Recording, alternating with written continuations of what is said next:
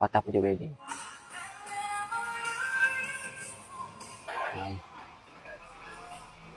Papa nak ulas sikit lah ya pasal wedding Fatah Amin semalam tu. Okey, pertama sekali, Papa nak cerita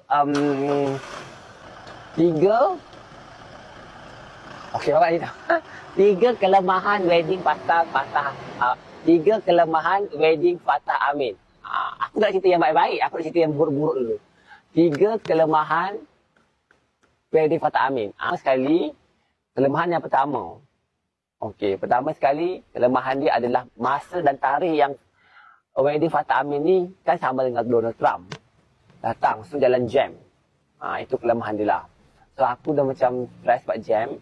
Yang kedua, kelemahan dia adalah dia buat dekat satu tempat Convention Center Malawati. Aku tak pernah pergi tempat tu dan sesat dia. Okey. 3 kelemahan dia. Bila pengantin datang tau. So waktu Fatah Amira datang tu memang betul-betul ramai orang nak berkerumunkan nak ambil gambar. So block pengantin. So tapi nasib baik pengacara tu bagus. So pengacara tu suruh duduk supaya nak tengok pengantin. Tapi overall pasal wedding pengantin tu 10 of the 10 Papa bagi 9 of the 10. Memang best.